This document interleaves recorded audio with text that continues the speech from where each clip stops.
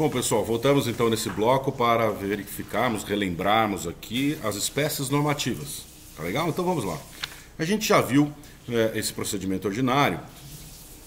Basicamente todo o procedimento, vimos todo o procedimento de aprovação de lei ordinária e lei complementar. Não falamos ainda das diferenças entre elas, vamos falar daqui a pouquinho. Mas essas duas espécies normativas praticamente estão liquidadas aqui, a análise delas. Muito bem, agora a gente vai falar das outras espécies normativas e vamos começar pela emenda constitucional. Muito bem. Emenda constitucional. Está prevista onde? Todas as espécies normativas estão elencadas no artigo 59 da Constituição, né? Então vamos dar uma olhadinha aqui no artigo 59. O processo legislativo compreende a elaboração de emendas à Constituição, leis complementares, leis ordinárias, leis delegadas, medidas provisórias, decretos legislativos e resoluções. Tá bom? Então vamos lá. A emenda constitucional está no artigo 60. Bom, a emenda constitucional é a atuação, ela é a medida legislativa de alteração da Constituição, como a gente já viu isso em algumas situações aí no passado. E a emenda constitucional, portanto, ela é a atuação, quando ela acontece, nós temos a atuação do poder constituinte derivado reformador, que reforma a Constituição, que atualiza a Constituição de acordo com as necessidades da sociedade. Muito bem? Então, a emenda constitucional, ela tem alguns requisitos e algumas limitações. Vamos a eles, então. Nós temos limitações expressas e implícitas ao exercício do poder reformador. Nós temos limitações formais ou procedimentais, limitações circunstanciais, limitações materiais e poderíamos ter limitações temporais, mas não temos, tá? Muito bem. Então vamos lá. Vamos a elas. Limitações formais ou procedimentais, elas podem ser de iniciativa ou de aprovação. Vamos dar uma olhadinha aqui? Então, diz lá o artigo 60. A Constituição poderá ser emendada mediante proposta de 1/3 no mínimo dos membros da Câmara dos Deputados ou do Senado Federal. 2, do Presidente da República. 3, de mais da metade das Assembleias Legislativas das unidades da Federação, manifestando-se cada uma delas pela maioria relativa de seus membros. Muito bem, então aqui nós temos a iniciativa, né? Então, as limitações formais de iniciativa. E aí nós temos também as limitações formais de aprovação. Vamos dar uma olhadinha aqui? Então, as limitações formais de aprovação, elas estão no parágrafo 2º do artigo 60. Ó, a proposta será discutida e votada em cada casa do Congresso Nacional em 2 turnos, considerando-se aprovada se obtiver em ambos 3/5 dos votos dos respectivos membros. Então é preciso, para que seja aprovado o projeto de emenda à Constituição, a proposta de emenda à Constituição, a PEC, em 2 turnos, por 3/5 dos membros de ambas as casas. Como é que funciona isso? O projeto de emenda à Constituição, ele entra na Câmara dos Deputados, e aí ele precisa ser aprovado por 3/5. Logo após um interstício, um intervalo especificado no regimento interno, é submetido a uma nova votação na própria Câmara. Então, obtendo novamente 3/5, remetido ao Senado, e esse processo se repete no Senado. Depois disso, ele vai a sanção, vai para o Presidente da República para a sanção ou veto? Não. O projeto de emenda à Constituição não é submetido à sanção ou veto do Presidente da República. Atenção para isso, tá bom? Além desta limitação formal, nós temos a limitação formal prevista no parágrafo 5º do artigo 60. Diz lá: A matéria constante de proposta de emenda rejeitada ou havida por prejudicada não pode ser objeto de nova proposta na mesma sessão legislativa. Tá? Então, se houver uma rejeição ou se entender que aquela matéria é prejudicada porque já constava de um outro projeto de emenda à Constituição já rejeitado, por exemplo, então esse projeto, essa proposta de emenda à Constituição não poderá ser analisada novamente na mesma sessão legislativa. A gente viu que com relação ao processo legislativo ordinário, é possível, se houver um recurso da maioria absoluta dos membros de uma das casas, é possível que o projeto de lei rejeitado ou havido por prejudicado seja apreciado na mesma sessão legislativa se houver o recurso da maioria absoluta de uma das casas da Câmara ou do Senado. No caso do projeto de emenda à Constituição rejeitado ou havido por prejudicado, não há esta possibilidade de recurso. Muito bem? Então nós temos aí as limitações formais para vocês. Limitações de iniciativa, de votação, de aprovação e também esta de rejeição, de impossibilidade, de impedimento de reapresentação do projeto rejeitado ou havido por prejudicado na mesma sessão legislativa que está prevista lá no artigo 57, como a gente já viu. Além das limitações formais ou procedimentais, nós temos as circunstanciais previstas ali no parágrafo 1º. A Constituição não poderá ser emendada na vigência de intervenção federal, de estado de defesa ou de estado de sítio. Tá? Então, nessas situações de instabilidade institucional, o legislador ordinário trouxe a seguinte ideia: olha, é melhor que não se altere a Constituição nesses momentos, porque a alteração pode não ser lá muito boa coisa se ela acontecer nesses momentos de instabilidade institucional. Muito bem? Então vamos lá para as limitações materiais. Quais são as limitações materiais? As limitações materiais estão previstas também no artigo 60, agora no parágrafo 4º. São as chamadas cláusulas pétreas, que vocês já conhecem há um bom tempo. Então diz lá: não será objeto de deliberação a proposta de emenda tendente a abolir a forma federativa de Estado, o voto direto, secreto, universal e periódico, a separação dos poderes, os direitos e garantias individuais. Então são essas as matérias expressamente previstas como cláusulas pétreas. Então não pode haver proposta de emenda tendente a abolir. Não significa que não possa haver alteração dessas matérias. Mas proposta de emenda tendente a abolir, não. Tá legal? Muito bem. Além dessas matérias expressas, a doutrina elenca aí outras limitações materiais que seriam implícitas, que decorrem de uma interpretação da Constituição, como, por exemplo, a exclusão da Constituição do próprio parágrafo 4º do artigo 60. Né? Não haveria razão nenhuma para se admitir isso, se o próprio parágrafo 4º traz as matérias que não podem ser abolidas. Tá legal? E limitações temporais nós não temos, nós tivemos apenas na Constituição do Império. Muito bem. Agora eu vou falar para vocês a diferença entre a lei complementar e a lei ordinária que a gente estudou o processo legislativo. A diferença é material e formal. Material: as matérias que devem ser objeto de lei complementar, elas estão elencadas na Constituição. A Constituição diz expressamente: ora, isso deve ser tratado por lei complementar. Portanto, a matéria de lei ordinária é residual. Todas as demais matérias, que não são também objeto de previsão expressa para serem tratadas por outras espécies normativas, como resolução, decreto legislativo. Então, as demais matérias residuais, portanto, são de competência da lei ordinária. Esta é a diferença material. E a diferença formal? A diferença formal é o quórum para a aprovação na fase de deliberação nas casas legislativas. Então, na fase de deliberação, para aprovação da lei complementar, é preciso maioria absoluta, tanto na Câmara quanto no Senado. E para a aprovação de lei ordinária, a maioria é simples. Tá bom?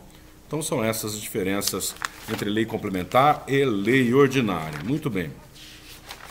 Agora vamos falar da lei delegada. Muito bem. O que é uma lei delegada? A lei delegada ela é uma exceção ao princípio da indelegabilidade das funções de um poder para outro. Nós, quando estudamos a tripartição das funções do poder, lá em ciência política ainda, nós vimos que o poder não pode delegar para o outro o exercício das suas funções, das suas funções principais. Mas há uma exceção, e essa exceção é a lei delegada. Como é que ela funciona? O presidente da República, através de uma iniciativa, né, uma iniciativa solicitadora, ele pede ao Congresso Nacional uma autorização para legislar sobre determinado assunto. E o Congresso Nacional vai deliberar este pedido, vai deliberar, decidir sobre esse pedido e, através de uma resolução, vai limitar o assunto, a matéria que vai ser objeto da lei delegada, que a lei delegada então será criada pelo presidente da República. Tá? Ela não passa por sanção ou veto. Ela é criada pelo presidente da República. Muito bem? Existe uma limitação aí, nem todas as matérias podem ser objeto de lei delegada. As limitações estão lá no artigo 68, parágrafo 1º. Vou pedir para que vocês deem uma olhada depois, tá bom? Essa delegação ela pode ser típica ou atípica. Ela é típica quando o presidente pede autorização, através da iniciativa solicitadora, o Congresso autoriza através de uma resolução e o presidente cria esta lei sem ter que submeter ela novamente à apreciação do Congresso. E ela é atípica quando, após o presidente criar a lei, depois da autorização do Congresso, evidentemente, ele ainda tem que submeter novamente ao Congresso Nacional para que o Congresso Nacional faça um controle e verifique se está dentro dos limites da delegação. Em ambas as situações, se houver uma extrapolação dos limites da delegação pelo presidente da República, o Congresso Nacional, através de decreto legislativo, vai suspender essa lei. Muito bem?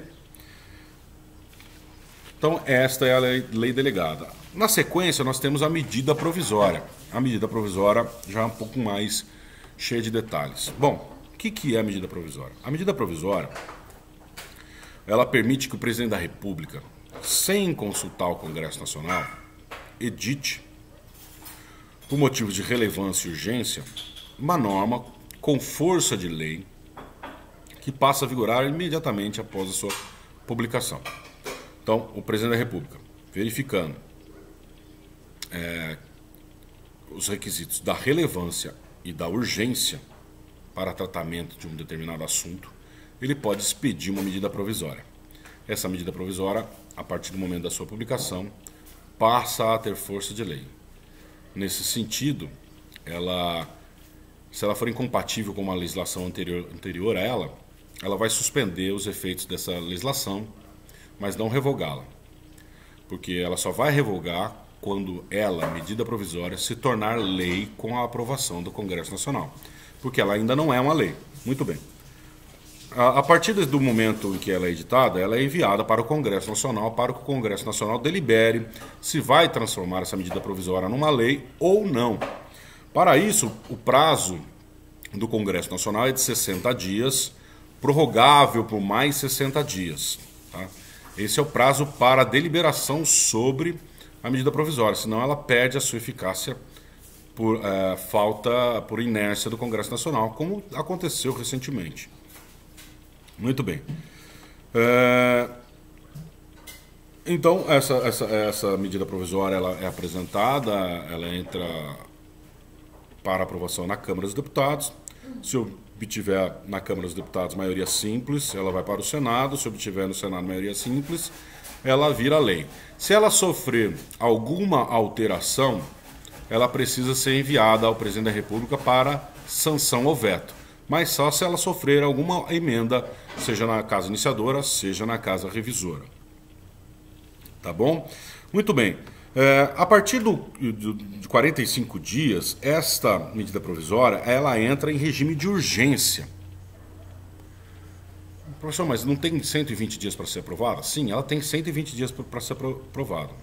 mas a partir do 45º dia, ela entra em regime de urgência. Isso significa que ela tranca a pauta do Congresso da Casa, onde ela está parada,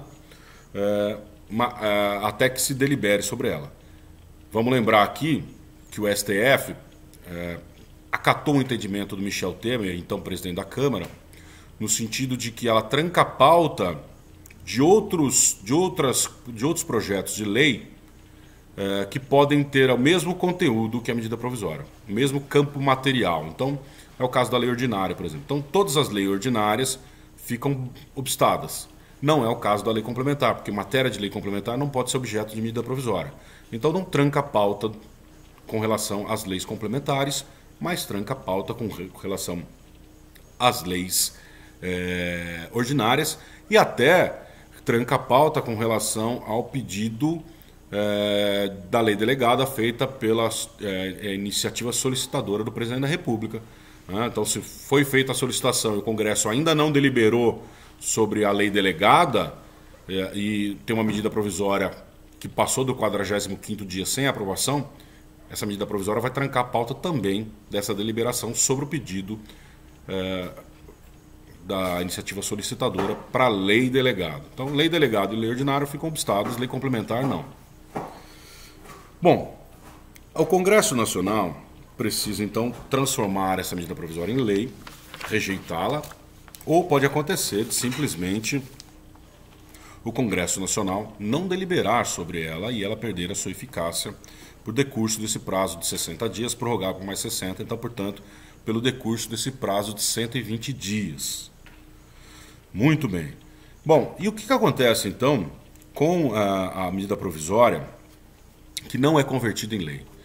Bom, a Constituição prevê que é preciso que o Congresso Nacional, através de decreto legislativo, discipline as situações que ficaram submetidas à medida provisória durante o período de vigência dela. Porque durante o período de vigência dela, como ela tem força de lei, ela regulamentou várias situações, né? E se ela não foi aprovada ou se ela perdeu sua eficácia por falta de iniciativa do Congresso, esse período em que ela esteve em vigência precisa ser tratado através de decreto legislativo, tá?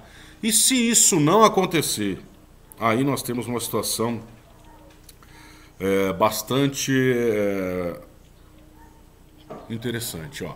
Então, lá no artigo 62 da Constituição, fala da medida provisória, parágrafo 3º,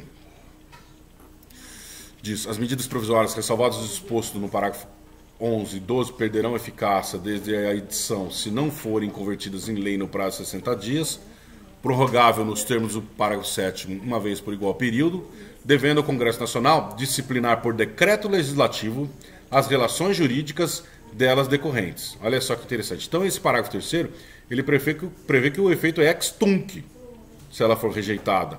Mas é preciso um decreto legislativo para regulamentar esse período de vigência da medida provisória. E se esse decreto não vier? Diz lá o parágrafo 11 desse artigo 62. Não editado o decreto legislativo que se refere ao parágrafo 3º até 60 dias após a rejeição ou perda de eficácia da medida provisória, as relações jurídicas constituídas e decorrentes de atos praticados durante a vigência conservar-se-ão por ela regidas. É como se a medida provisória, apesar de morta e com efeito ex tunc, ainda de alguma forma pudesse produzir efeitos, porque se não tiver um decreto legislativo disciplinando esse período de vigência dessa medida provisória, ou rejeitada tácita ou expressamente,